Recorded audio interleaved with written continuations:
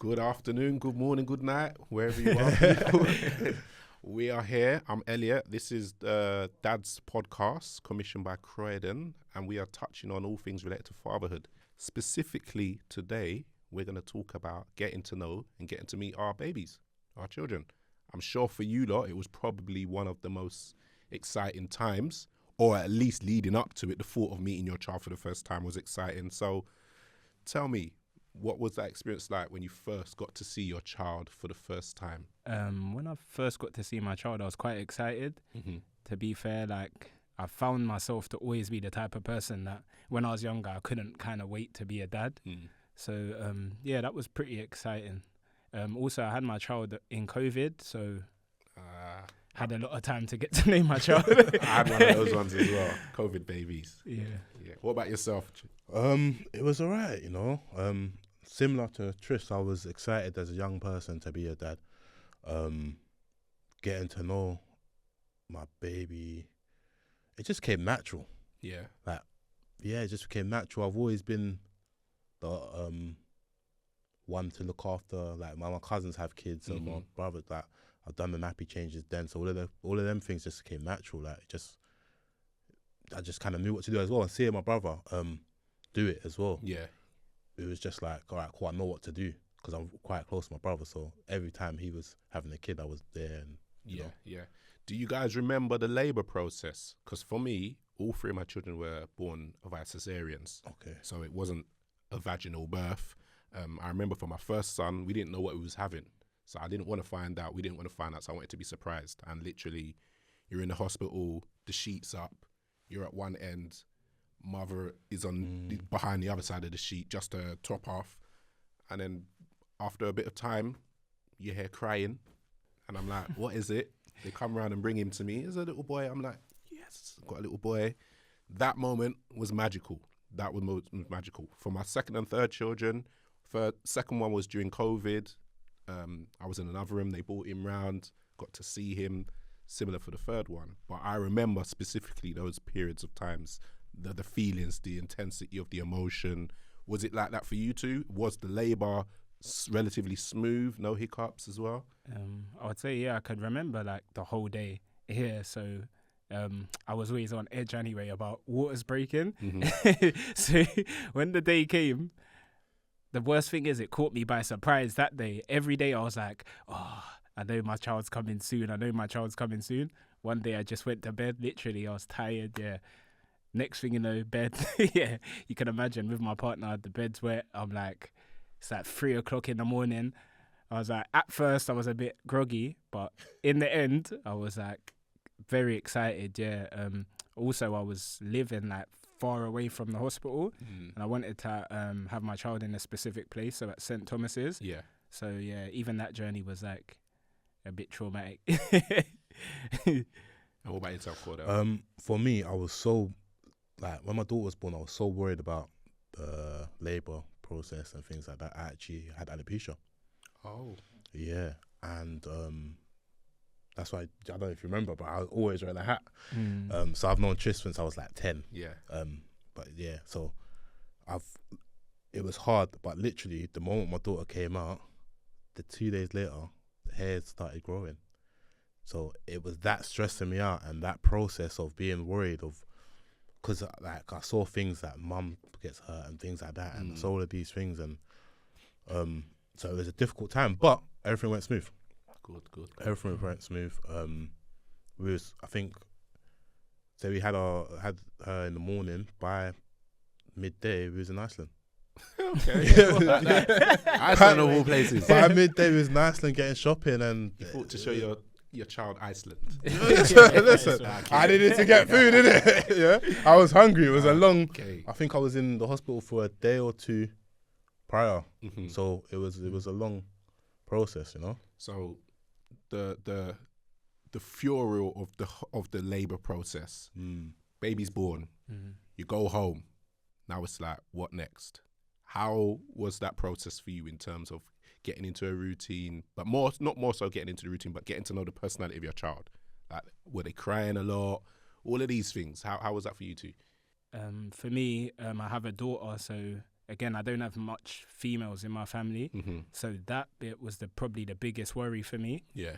Like, I only really, like, again, when you're raised by your dad, it's just, I'm from a Caribbean background, so you were just raised a certain way. Yeah. So having a new female to look after just like threw me off completely. I didn't know like what I should be doing really. Yeah. If I'm being 100% honest.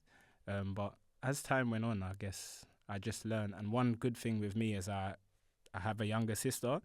So she's quite a bit younger than me. So I got to kind of see her grow up from a baby stage. Because I'd say she's about 15 years younger than me. Okay. Yeah.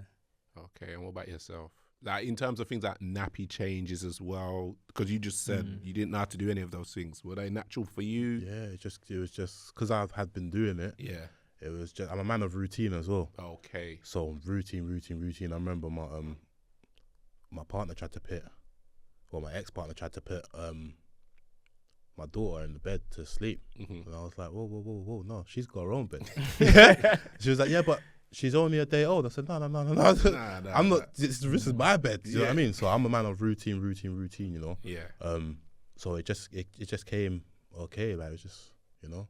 Okay. And speaking of meeting your children, their personalities, were there any specific things that you saw shine through? Like, they smile in this particular way, or they like this when they see this on the television, or was there anything in particular that just stuck out to you in those early days? I think my daughter, she liked music a lot. So up to this day, she still is like fond of all types of music. So that's one thing I recognized with her from like birth, that she liked music a lot. So when she was crying or upset, just used to always try different types of music until I found the right one that just had her stopping crying, really. Okay.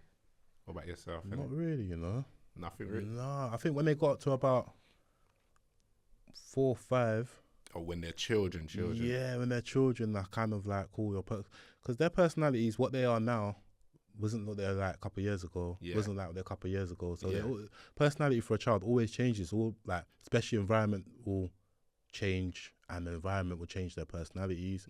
When they go from nursery to reception to year 1, that will change. So who their teachers are at school, that can have an effect. So they're always changing. Yeah. What about yourself though? Like, what's for me? I remember specifically.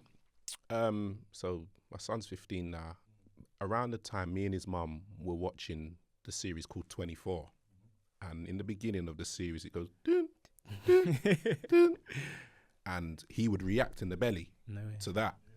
When he was born, same thing. We'd watch it and we'd like, rah, he remembers. So that was a bit of like mind blowing. Like, this is not that it's not real, but this is like, wow, he remembers. So that was one particular thing that really stood out for me.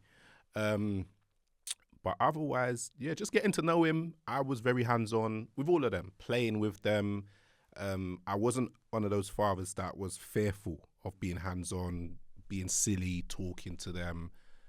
Sometimes as men, especially if you haven't had an experience where you are used to playing, and if you don't have that relationship with your parents at times, sometimes you can find it hard to relate to such a small child. So I didn't have any of those issues. But I did want to point out, how did you lot divide the caring responsibilities?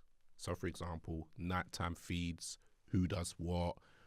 Because I find as well, a lot of men sometimes in the first few months, they don't really want to, they want to be hands off. You either get some that really want to get involved, or you get some that really don't because they're scared they're going to break the child, or all of these things. That was that your experience, or did you have any of those thoughts? At first, I think I was one of those ones that thought I was going to break their child. Yeah. If I'm being honest, again, like having a daughter, I was just worried about the changing, and yeah, I just literally didn't know what to do, if I'm being 100% honest. But as time went on, I got the mother of my child to show me like, okay, when you're dealing with a female, this is how you wipe. Yeah. And yeah, from there, I think I've been hands-on since that day, yeah. Do you have any particular memories that stand out? They could be what you may call insignificant, but they're significant for you from when they were very young. Do you have any of those? Because for me, I remember, to give you a heads up, I remember having a shower with my son. and my daughter, just having a shower, just me working it out, shower head up there. They're about 2 months old, and I'm showering with them, and I'm just like, rah, this feels dope. But it's a shower that I have every day. But having it with my children as babies, that was, I liked that. I think with me, like, I heard what Cordell said about putting his child in the like cot, but I was very much like, I didn't want to leave her side because I was so worried. And at a young age, my daughter had sleeping apnea. Oh. So yeah, for me, first few months I didn't really sleep because every time she had times where she wouldn't breathe for a while in her sleep, it was just making me jumpy. Jittery. What about yourself? Yeah, I can't actually pinpoint an actual moment. Like, I feel like the last 10 years has been a blur. Oh, okay.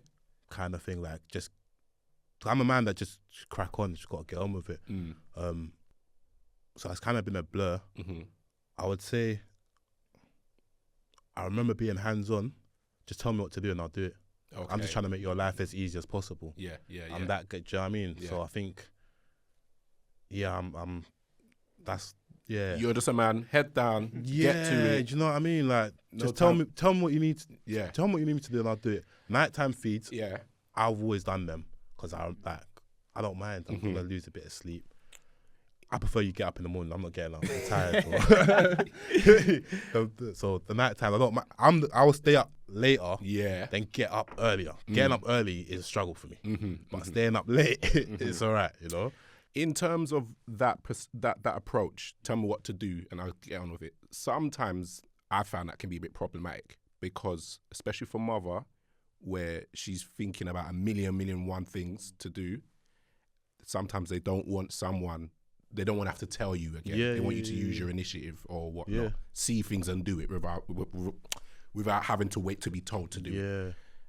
Are there what were, for example, some of the challenges as it relates to getting to know your children and dividing who does what and what not?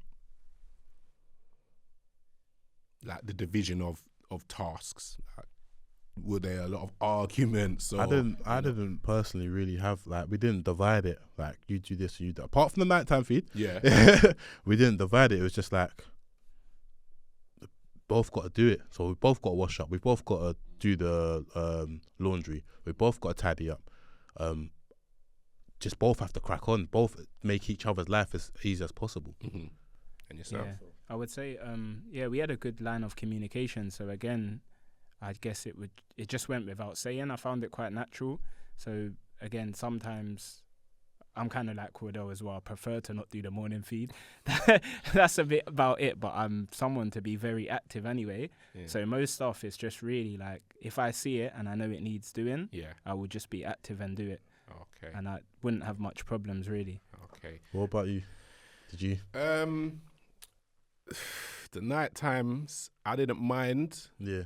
But I was fortunate that all three of my children, they slept quite well throughout the nights. So I was quite blessed. But you just divide up the things. As a man, I won't even say as a man. Sometimes you might leave things a little bit, but things get done in the end. Things get done. So it's a negotiating.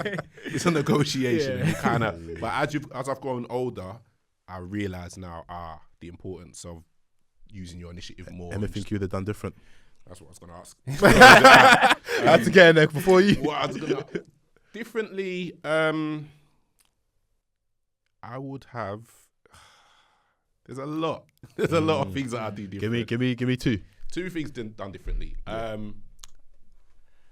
I would have spent a bit more time preparing beforehand, because when baby comes, it's just whoosh. Yeah. So maybe a bit more.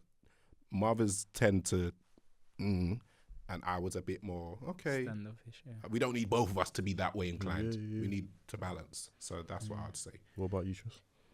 I think, again, just probably trying to be more like proactive, because I was very proactive, but at the same time, now looking back and I know what to do, yes, I would have just got on and done it rather than like waiting for the mother to maybe tell me like, oh, you need to do this and you need to do this, and maybe even doing more research, to be honest with you. Like, I know that sounds crazy to be doing research before, but I don't think like people always know what like being a father entails. Mm-hmm.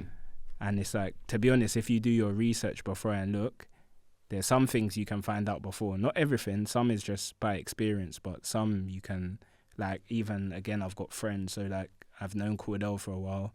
I could just ask them, like, about their experiences and what things I can do. Because, again, if he's got a daughter and I've got a daughter, maybe I'm at home thinking, like, oh, I don't know how to deal with a daughter and what to do, when I could just literally call my friend and ask him his experiences and what he thinks I should do, which that's a thing I definitely think I'll do if I have another child, is like communicate with my friends more about what they're going through. Definitely.